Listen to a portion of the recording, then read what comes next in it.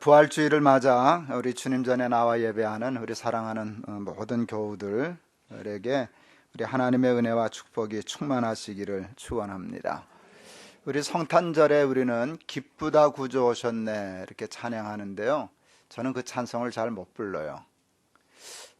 안 기쁘기 때문에. 이게 조금 이상하죠? 안 기쁜 게 아니라 기쁘다 그러기는 너무 염치가 없어요. 내가 기쁜 건 맞는데, 감사한 것도 맞는데, 감격이 되는 것도 맞는데, 예수님이 사람 되신 거는 정말 죄송한 일이잖아요. 그것도 잘 대접도 못하고 말구에 태어나게 하신 것 염치 없잖아요. 그리고 결국은 십자가에 달려 돌아가셨잖아요. 근데 우리를 구원하시기 위하여 사람의 몸을 입고 죽으러 오신 예수님에게 기쁩니다 이러면 참 염치가 없다. 저는 그렇게 생각해서 저는 정말 기쁘다 구주 오셨네 하는 찬송을 잘 못 불러요. 그런데 오늘 부활절은 정말 기쁜 날이에요. 정말 기쁜 날이에요. 우리를 구원하시기 위하여 하나님이 사람 되신 거 죄송하고 십자가 지신 거 죄송하고 고난당하신 거 다 죄송했는데 다시 살아나셔서 부활하시니까 아유 기쁘다, 정말 기쁘다 이렇게 생각해서요. 그래서 저는 부활주일이 제일 기쁜 날이라고 생각을 합니다. 오늘 이 기쁜 복된 부활주일의 축복이 정말 여러분에게 늘 함께 하셨으면 좋겠어요. 사도 요한은 예수님을 말씀이라고 표현을 했습니다. 태초에 말씀이 계시니라 하면서 그 말씀으로 예수님을 설명했습니다. 예수님이 말씀이라고 하는 표현 속에는요, 그 말씀의 의미는 계시라고 하는 뜻입니다. 하나님이 사람이 되셔서 우리에게 말씀하여 주심으로 우리가 많은 것을 하나님에 대하여 알게 되었기 때문입니다. 여러분, 전자제품을 사면 제일 먼저 보는 게 사용 설명서입니다. 그 사용 설명서를 쭉 봐야 이게 기능이 뭔지 또 어떻게 해야 그 기능을 쓸 수 있는지를 알 수 있습니다. 아무리 좋은 물건을 구입했다고 해도 그 제품의 기능을 알지 못하면 또 기능을 알아도 어떻게 해야 작동하는지를 알지 못한다면 그 물건은 무용지물이 되고 말 것입니다. 저도 스마트폰을 사용합니다. 여러분, 그거 정말 기가 막힌 기계예요. 근데 여러분, 제가 그 스마트폰을 그 기능 중에 몇 퍼센트 정도 쓸까요? 한번 맞춰보세요. 1%도 못 쓸 것 같아요. 그 어플리케이션이 뭐 몇십만 개가 된다 그러더라고요. 근데 그걸 어떻게 제가 다 알고 쓰겠어요? 우리 청년들, 우리 학생들, 그쪽에 탁월하고 천재적인 아이들도 제 생각에는 1%도 못 쓸 것 같아요. 여러분, 스마트폰이 싸지 않아요. 굉장히 고가예요. 그 고가인 까닭은요, 그만한 기능을 수행할 수 있기 때문에 고가예요. 그런데 우리는 1%도 잘 못 써요. 그러니까 억울해요. 100%의 돈을 지불하고 1%밖에 쓰지 못하니까 사실은 누구나 다 스마트폰은 낭비하고 있는 셈과 같아요. 이유는 간단해요. 스마트폰을 모르기 때문이에요. 자기가 아는 부분밖에 모르고 진짜 스마트폰을 모르기 때문에 모르면 못 써요. 못 쓰면 가치가 없어요. 그 가치가 없는 게 아니라 그 가치를 발휘하지 못해요. 똑같은 논리가 적용이 돼요. 여러분, 우리가 누구인지를 모른다면 우리는 가치가 없는 존재가 돼요. 우리가 정말 쓸데 있는 사람, 가치 있는 사람, 잘 사는 사람, 훌륭한 사람이 되려면 제일 중요한 건 내가 누군지를 정확히 알아야 돼요. 내가 누군지를 모르면은요, 내가 할 수 있는 모든 기능에 1%도 정말 못 써요. 뭐 스마트폰보다 훨씬 못 쓰죠.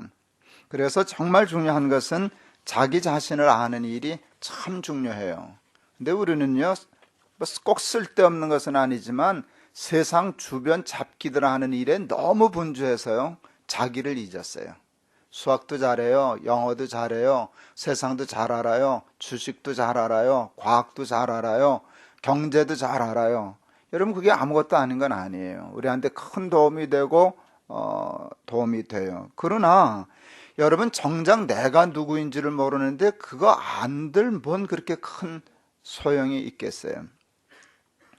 여러분 스마트폰을 알려면 스마트폰 들여다보면 스마트폰을 알죠. 그냥 이렇게 쳐다보면 얘가 이거구나 하고 다 알죠. 앞만 들여다봐도 몰라요. 스마트폰을 알려면 길이 딱 하나 있어요. 스마트폰을 만든 사람을 알아야 해요.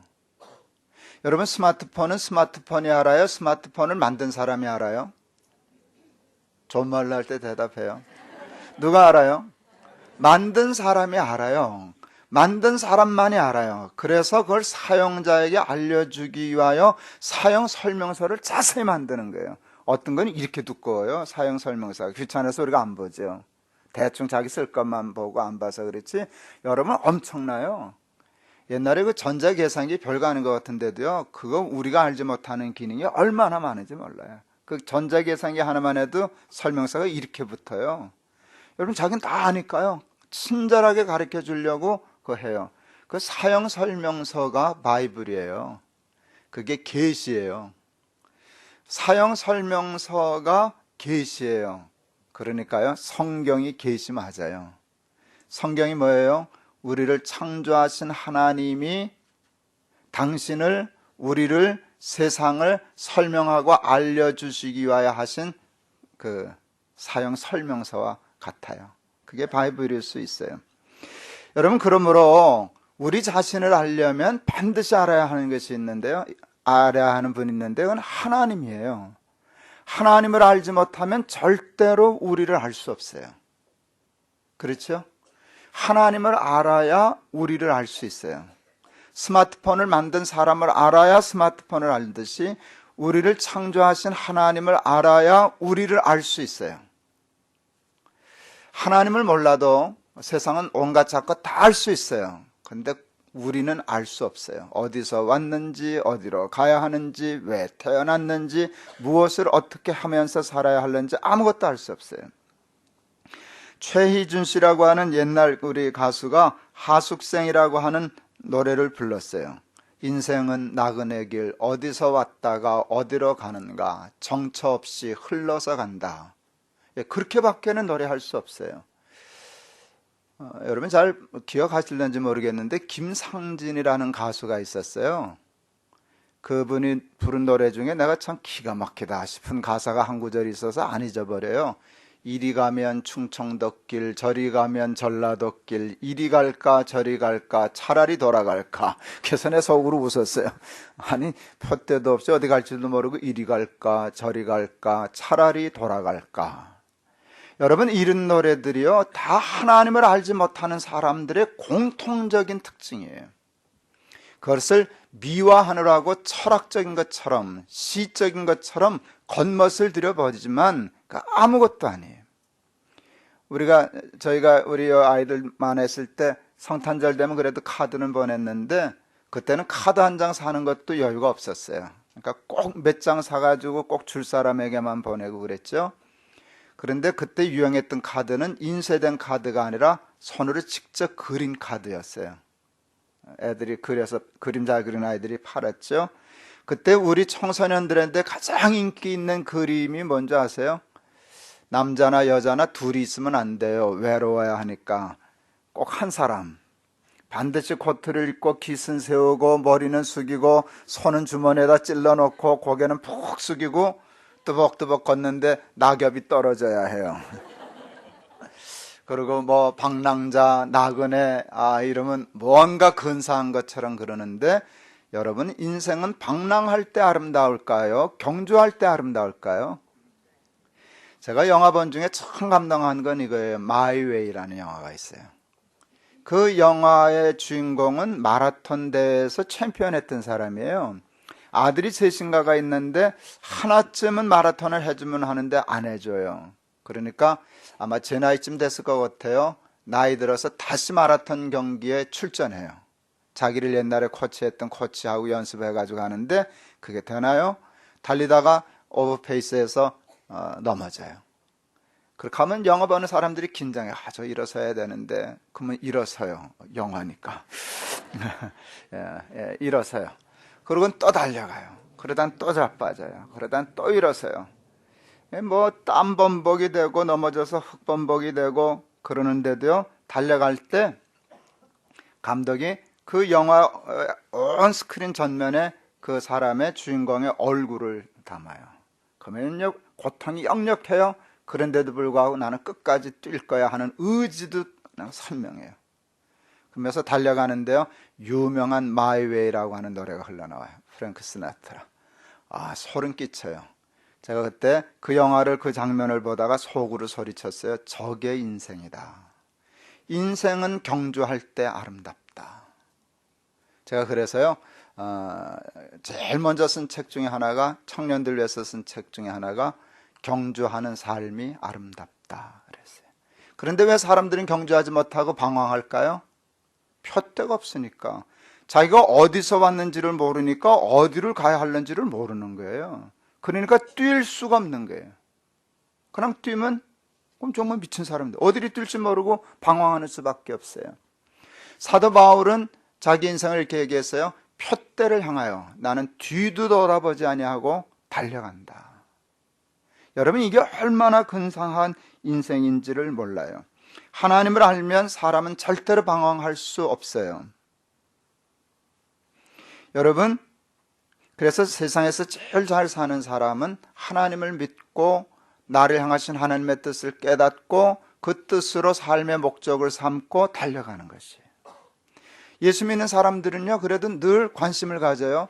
왜 하나님이 나를 창조하셨을까? 하나님은 나를 왜 이 땅에 태어나게 하셨을까? 그래서 소위 소명에 대한 관심을 가져요. 콜링이라고 그래요. 여러분, 저는 하나님이 나를 목사로 부르셨구나. 그러면 목사로 살아야지. 그게 콜링이잖아요. 소명이잖아요. 그리고 거기를 향하여 이제까지 그냥 굴고하잖아요. 이거 했다 저거 했다 하지 않잖아요. 여러분, 목사만 소명은 아니잖아요. 자기 나름대로 하나님은 나를 이것을 위하여 이 땅에 보내셨어를 찾고 그 뜻을 이루어드리기 위하여 사는 삶은 가난하든 부하든 높든 낮든 다 훌륭하고 가치 있는 것이. 그러므로 세상에서 가장 중요한 것은 하나님을 아는 것입니다. 그런데 문제는 우리에게는 하나님을 알 수 있는 능력이 없다는 것이에요. 하나님을 알아야 나를 알고 나를 알아야 잘 살 수 있는데 이 치명적인 문제는 우리는 하나님을 모른다는 것이. 왜 모르나? 간단해요. 우리는 유한하고 하나님은 무한하시기 때문이에요. 유한한 존재가 무한하신 하나님을 알 길이 없어요. 어떻게 하나님을 알겠어요? 하나님을 당연히 모르죠. 사람들이, 아이들이 가끔 그래요. 이해가 안 돼서 못 믿겠어. 그래요. 그게 제일 바보 같은 소리예요. 어떻게 하나님이 이해돼요? 어느 유명한 철학자가 그렇게 얘기했어요. 이해되지는 신이 아니야 그랬어요. 나 같은 존재니까 이해가 되지, 여러분, 무한하신 신을 내가 이해한다고? 이해 못하는 거를 이해해야지. 자기가 이해 못하는 걸 이해 못하고 이해가 안 돼서 안 믿겠다 그러면 걔는 머리 나쁜 애예요. 그거는 논리가 성립이 되지를 않아요. 신은, 하나님은 그런 존재예요. 그런데 하여간 여기에 딜레마가 있어요. 꼭 알아야만 하는데 알 수가 없다는 것이. 그런데 다행히 알 수 있는 길이 딱 하나 있어요. 뭔지 아세요? 우리가 하나님을 알려고 하면 알 수 없어요. 그런데 하나님이 우리에게 당신을 알려주시려고 작정하시면, 작심하시면 알 수 있어요. 왜? 하나님은 전능하신 분이시니까. 그걸 계시라고 그래요. 아까 얘기했죠? 여러분, 제품의 사용 설명서가 계시예요. 그 제품을 만든 사람이 자기의 그 지혜를 가지고 가르쳐 주려고 작심하고 하나하나 풀었으면은요, 우리는 만들지 않았어도 그걸 보면 제품을 알고 그 제품을 만든 사람의 능력과 위대함을 알 수 있어요. 그렇죠? 마찬가지로 사람도, 하나님도 마찬가지예요. 여러분, 스마트폰을 이렇게 보면 대개 보지 않아도 두 가지는 알아요. 이것을 만든 사람이 있다. 그건 그렇죠. 어떤 사람이 이렇게 생각하면 어떡해. 그 옷 만든 사람 난 본 적이 없어서 있는지 몰라. 잘 안 믿어져.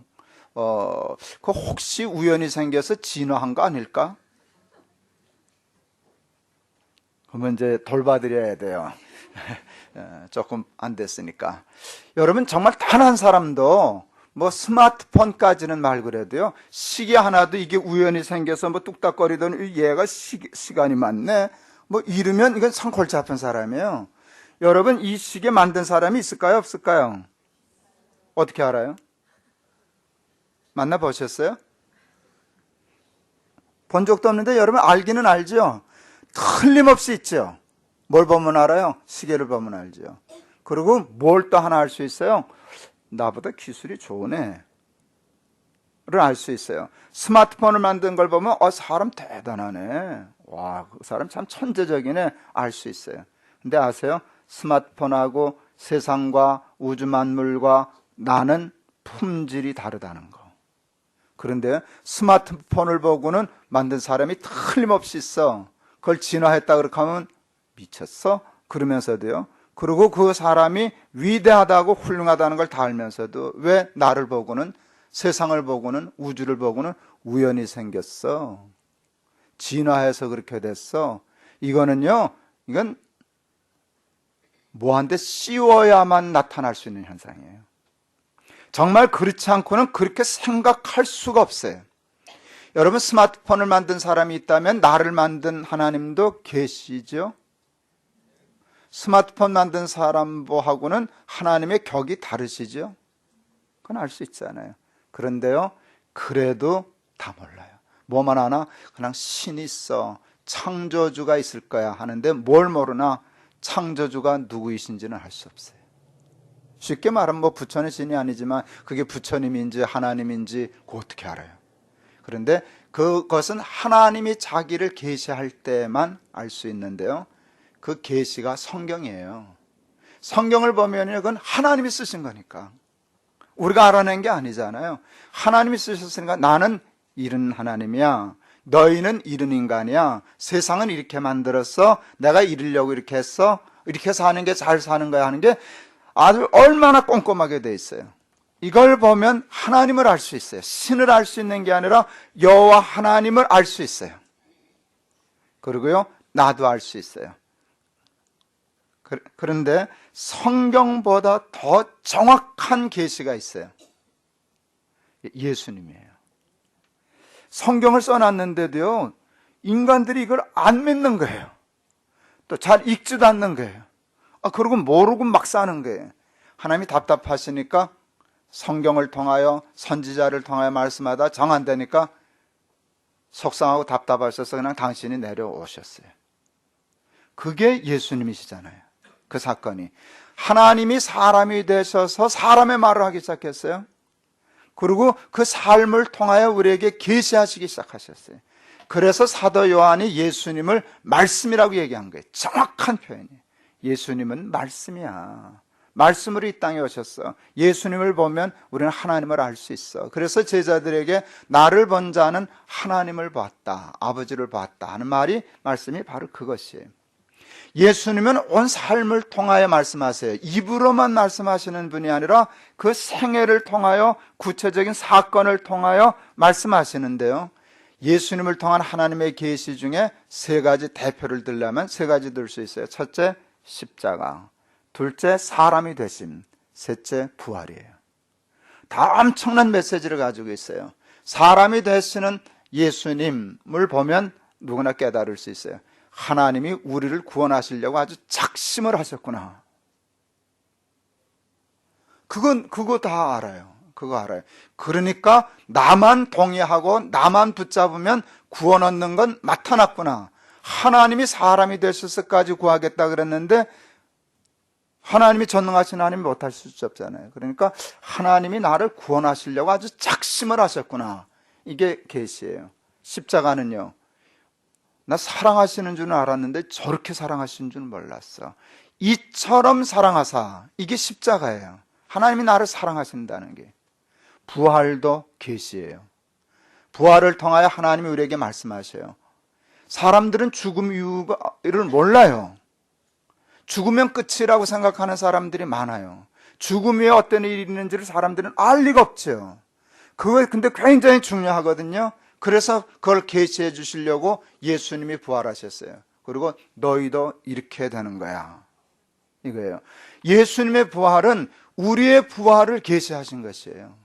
그러니까 예수님이 부활하셨는데 우리는 사람이니까 안 될 걸, 그게 아니라 우리의 부활을 보여주시기 위하여 예수님이 부활하셨어요. 굉장히 중요한 계시 사건이에요. 여러분, 부활은 최고의 계시 중의 계시입니다. 우리는 모두가 다 죽음이 끝이라고 생각하고 살아가고 있어요. 죽음이 끝이라고 생각하고 사는 사람과, 여러분, 죽음이 끝이 아니야. 죽음 이후에 부활이 있어. 부활 이후에 심판이 있어. 심판 이후에 영생이 있어. 하나님 나라가 있어를 믿고 사는 사람과 삶이 전혀 방향이 달라져요. 전혀 삶의 방향이 달라져요. 여러분, 부활을 믿는 사람과 부활을 믿지 않는 사람과의 삶은 방향이 처음부터 달라질 수밖에 없어요. 저는 세 가지가 늘 걱정이 되고요. 이 세 가지 문제를 해결해야만 잘 살 수 있다는 생각을 하고 있어요. 첫째는 두려움이에요. 여러분, 두려움이 생기면 아무것도 할 수 없어요. 공포가 딱 밀려들면 판단도 할 수 없고 판단해도 살 수도 없어요. 여러분, 무서운 건 진짜 무서운 거예요. 근데 무서움보다 조금 하는 것도 떨리는 거예요.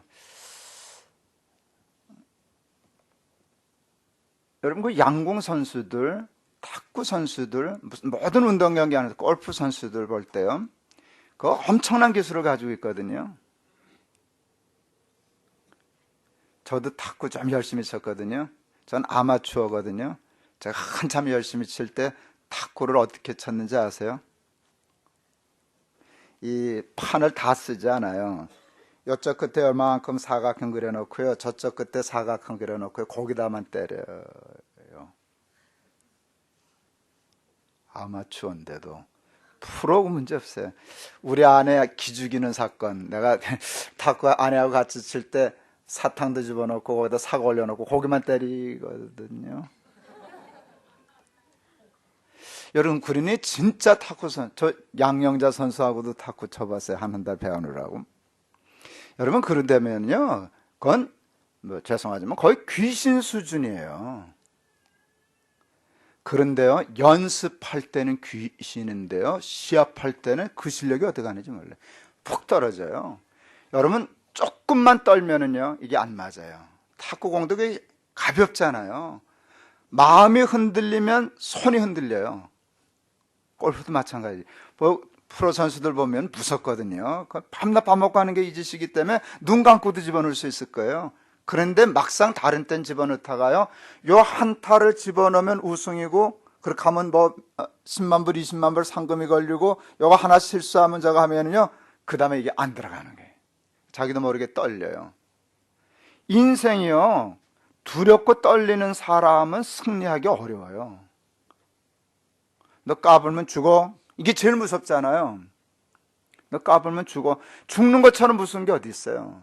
너 죽어 해서 무서우면 아무것도 정상적으로 할 수 없어요. 그럼 타협해야 되고 굴복해야 되고 비겁해져야 되고 그러는 거예요. 폴 틸릭이라고 하는 신학자가 Courage to Be라고 하는 책을 썼어요. 존재의 용기. 인간이 인간답게 존재하기 위하여 가장 중요한 것은 용기다. 예, 그 맞아요. 용기를 잃어버리면요, 두려움이 생기면요, 떨림이 생기면요, 판단을 할 수가 없고, 판단을 해도 지켜 살 수가 없어요. 그래서 여러분, 제일 극복해야 할 것은 두려움이에요. 근데 부활을 믿지 못하는 사람은 사망을 믿기 때문에 사망은 두려운 거예요. 너 까불면 죽어 하면 다 자빠져요. 근데 부활은요, 사망아 너의 이기는 것이 어디 있느냐, 사망아 너의 쏘는 것이 어디 있느냐. 이거 세상 사람 보면 완전히 이게 이제 정신이 잘못된 사람이에요. 근데 사도 바울이 정신이 잘못됐죠. 정말로 그렇게 생각하잖아요. 사망이 끝이 아니라는 걸 알기 때문에 사망에 대해서 큰 소리 치는 거예요. 너 그거 하면 죽는다 그러지만 아니야, 나는 죽음을 믿지 않고 부활을 믿어. 여러분, 이건 바울뿐만이 아니었어요. 교회사를 볼 때, 교회가 핍박당할 때 여러분, 신앙 때문에 순교한 사람들이 수도 없이 많았어요. 우리나라도 많았어요. 우리나라도 수도 없이 많았어요. 순교의 피가 흘렀어요. 여러분, 죽는 게 얼마나 무서운 건데요. 근데 그들은 왜 죽었을까요? 안 무서우니까. 죽는 게 안 무서우니까. 부활을 믿으니까. 그러니까 그냥 목 내밀고 죽는 거예요. 여러분, 이렇게 되면요, 이런 사람은 세상이 감당할 수가 없어요. 그러니까 부활의 신앙이 있느냐 없느냐하고 전혀 달라요. 두 번째요, 절망. 킬케고르라고 하는 철학자가 그랬죠. 죽음에 이르는 병이 있다. 그건 절망이다. 절망하면, 희망을 잃어버리면 살 수 없어요. 근데 희망이 있으면 이건 엄청나요. 우리가 열매나 하나님 재단 했잖아요. 처음에 노숙자도 저거 하고 쪽방 사역도 하고 뭐 탈북자 사역도 했잖아요. 여러분, 우리가 사장 만드는 데 집중했어요. 김밥 천국에서 돈을 벌었을 때 번 돈 가지고 두세 명 가게 얻어서 가게 내줬어요. 여러분, 그랬더니요, 또 차땅 이동 세차 저기도 제일 열심히 한 사람에게 세덴이라고 하는 프랜차이즈 자동차 바디숍 내줬어요. 노숙자가 사장이 되었어요. 그랬더니요, 나머지 사람들의 삶의 태도가 바뀌는 거 봤어요. 그 전에 그 세차할 때 내가 그분들 차 닦는 태도와 자세와 그걸 알거든요. 에라 내 팔자야, 언 놈은 팔자 좋아 자가용 타고 다니고 어느 놈 팔자 사나와 남의 차나 닦고 다니고 이러고 차를 닦아요. 그러니까 차 잘 닦겠죠? 제 차 닦아놨는데 긁어 놓으셨더라고요.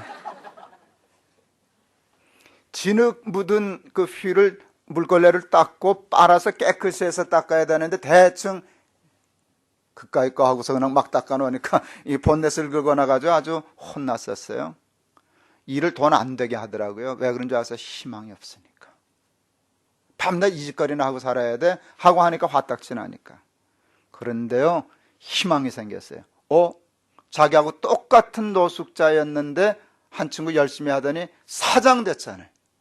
진짜로 사장 됐잖아요. 희망이 생기니까 그 다음부터 여러분, 절망하면 살 길이 없어요.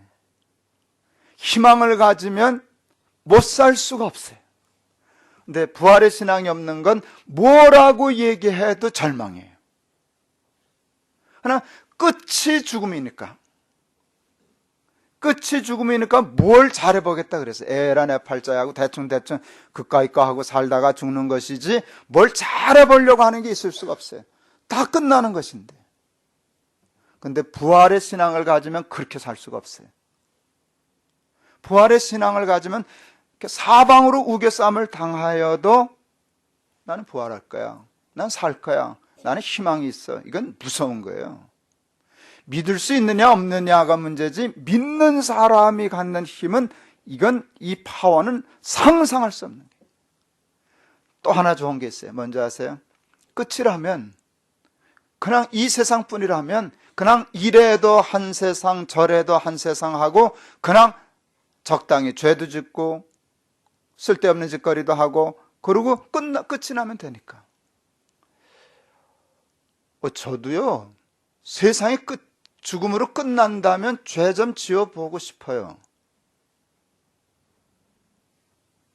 여러분 안 그러세요? 그냥 죽으면 다 끝나는 건데 그건 그런데 죽음도 끝이 안 난다는 것처럼 무서운 게 없어요. 영원한 세계로 이어지는데 아무렇게나 살 수 없잖아요.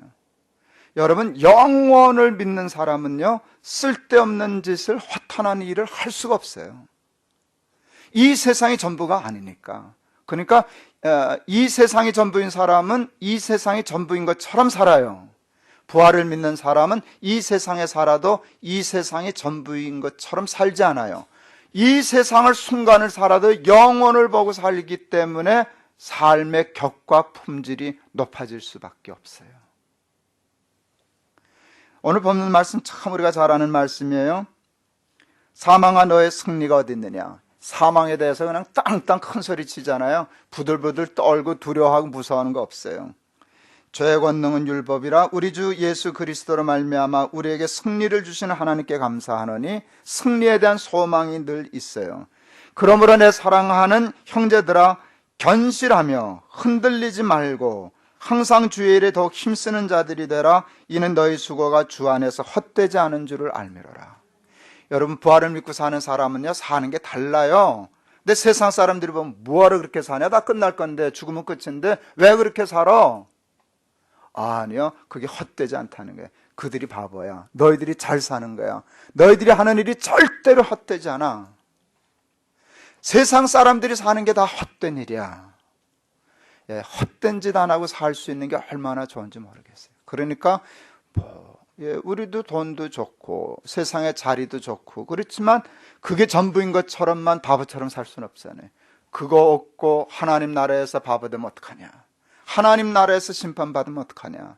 그러니까 이거 좋음에도 불구하고 거기 얽매이지 않고 훨씬 더 가치 있고 헛되지 않은 것들을 추구하면서 살 터인데, 부활신앙 있어야 되지 않겠어요? 입으로만 아니라 진짜 믿어야 되지 않겠어요? 그러니까 오늘 여러분 부활주일날 하나님 앞에 이렇게 정말 여러분의 이름 마음으로 진심으로 기도하시면 좋겠어요. 하나님, 머리로는 믿습니다. 입으로도 시인하는데 아무 지장이 없습니다. 근데 실제로 내가 사는 꼴을 보면 세상이 전부인 것처럼 삽니다.